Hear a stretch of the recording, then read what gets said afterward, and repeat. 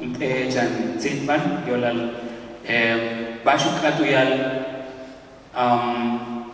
Leken Tukul, Yolal Kashan Zitman, Yolal Kashan Kaholalo, Hebish Lumen, Kol Shan, Tumen Yan Yavach Palo, Patel, Oshik.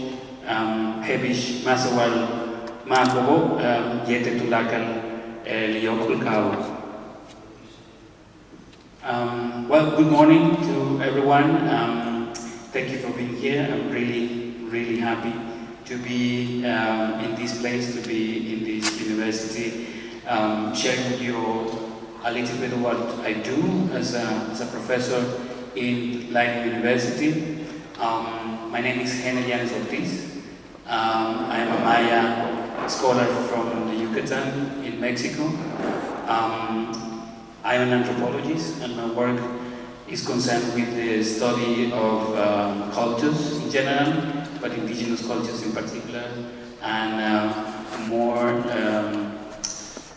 specifically even my work is concerned with the thoughts, the theories and the aesthetics created by indigenous movements and indigenous artists in different parts of the Americas, in particular in the Maya region, the region where I'm from, where I have worked with different groups, different collectivos or collective teams in places like Mexico, Guatemala, and also Belize.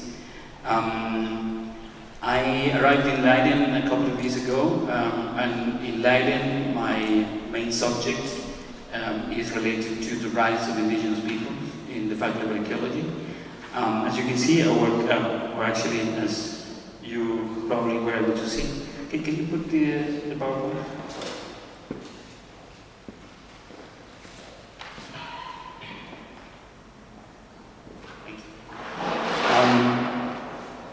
And now you can see.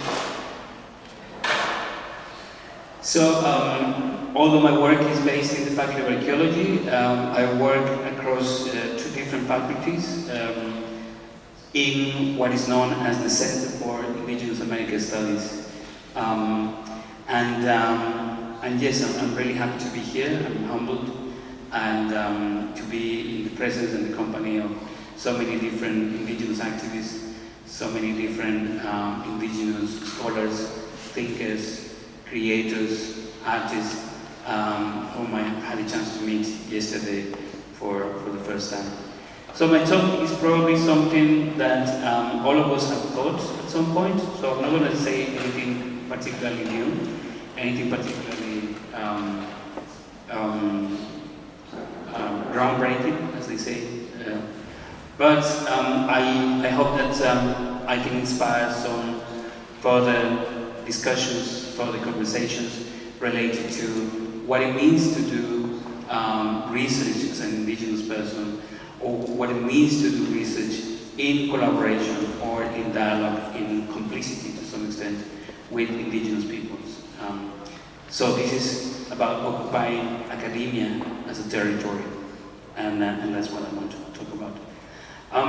Since some years, or a decade from now, and approximately since the 1980s, coming stronger in the 1990s, there's been a growing interest in indigenous knowledges, or it seems to be like there is a growing interest in indigenous knowledges.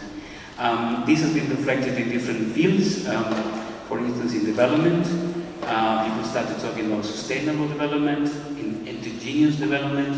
In the 1990s, in the 1980s, there was an interest on indigenous knowledge systems in development studies.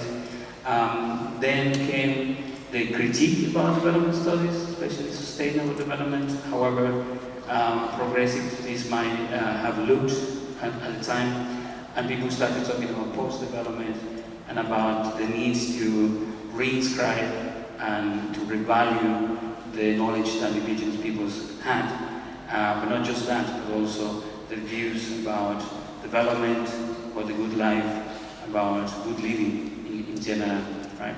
And this just not was related to indigenous communities like we know them in Latin America or in the Americas, but also to Afro-descendant communities, particularly in places like Colombia, Peru, Brazil, which was a very interesting moment, or it has been, it has continued to be a very interesting moment. Later on, I mean, this coincided actually in time. You know, if you are into chronologies, I'm not so much into chronologies, or rather, I have my own kind of chronology or temporality. But this more or less was in dialogue with subaltern studies in other parts of the world, in Asia, in Africa as well. And then came also some sort of interaction or dialogue with post-colonial studies, and then came the decolonial term in different social sciences, and all of that has led to, you know, as I said, growing interest more and more on indigenous knowledge in general. This has also been reflected by the emergence of hybrid in-between disciplines like ethnobotany, ethnohistory, ethnopolitics, ethnophilosophy sometimes, or ethnoepistemology, which aim to sort of interrogate and to question as well, to challenge the universal or so-called universal canon of Western science, Western philosophy, Western ways of looking at the world. So from these fields there is also an interest and a vested interest in indigenous knowledge, and, you know, trying to understand indigenous knowledge as they are. Finally, just to summarize, you know, where this lecture, where this talk comes from, there's also from different indigenous contexts. It emerged in the 1980s as well, 1990s, complicity, dialogue, sometimes at odds also with all of these other fields, and needs to interrogate our own cultures, our own ways of knowing, and to try to restructure them and to create what is sometimes known or is spoken as indigenous research protocols or methodologies, especially in North America, in places like Canada, the United States, but more significantly New Zealand and Australia as well. So this is in the, all of these has, you know, for the most part, have a more structured way of happening, especially in the English-speaking world. And this, in turn, has been reflected more recently in some changes, like for instance, something that happened in 2016, I think, early 2016, which is that some of these Western legal systems, like the one in New Zealand, have started to acknowledge indigenous legal or indigenous cosmological concepts like the personhood of nature. And this is a case, this is a case that was commented on different news outlets in 2015, 2016, about how the courts and the parliament in New Zealand, Aotearoa, acknowledged for the first time the legal personhood of a forest and a river. And the forest is a sacred space known as Te Urewera by the Maori, this part of New Zealand. And for the first time, this living being was formally acknowledged as a legal person in the judicial system in New Zealand, Aotearoa. So this is just, you know, to give you a sense of what is happening and why it might be relevant to ask ourselves, you know, what does it mean to do academic work what does it mean to do academic research from an indigenous perspective. So, we need to also be aware that this is not, although my sort of reconstruction started in the 1980s and the 1990s, this is in no way something new. We have always had in the indigenous world, and I don't claim to speak for Africa or Asia, but in the Americas, we have always had a tradition of indigenous scholarship, which starts far back in the past. So, for instance, we have in some inscriptions in the Maya region, my own ancestors, we have representations of people doing what it could be interpreted as a scholarly work, right? So people writing books, people giving speeches, people instructing other people, or trying to channel knowledge from one generation to the other.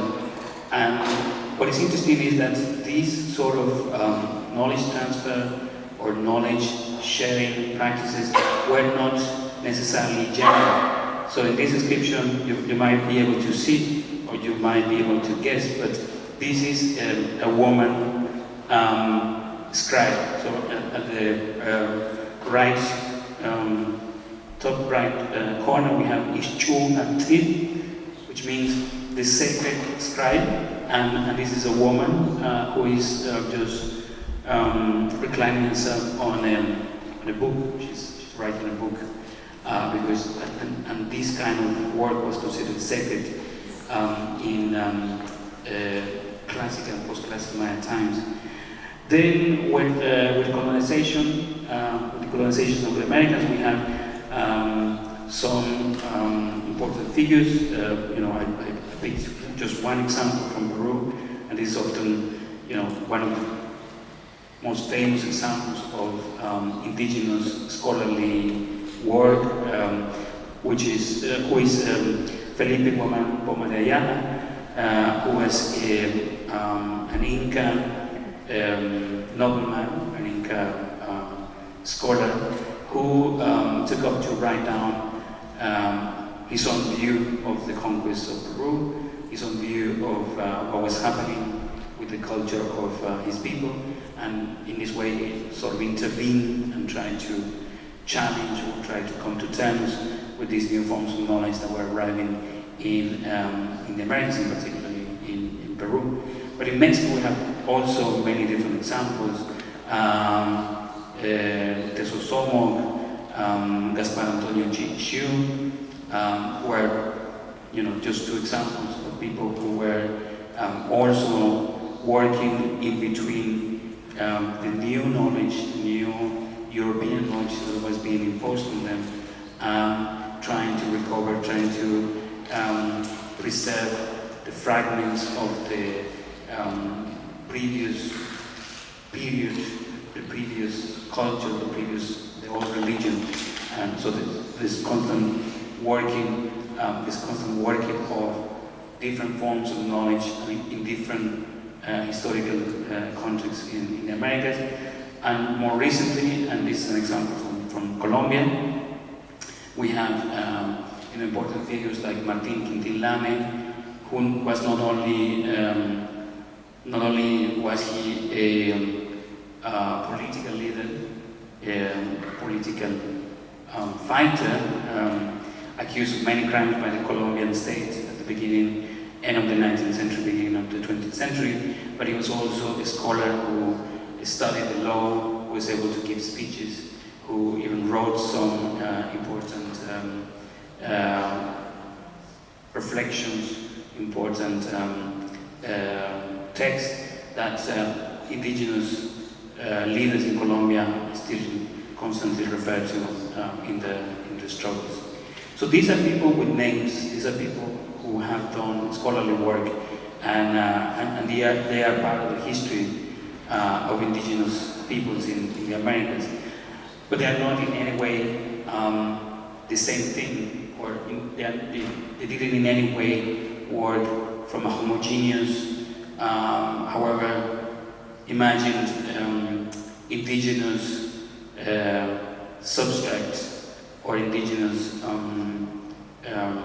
global way of thinking. They were working in concrete, in and around concrete struggles, specific traditions, but they were able to bridge between those traditions and whatever was thrown at them at the moment of colonization.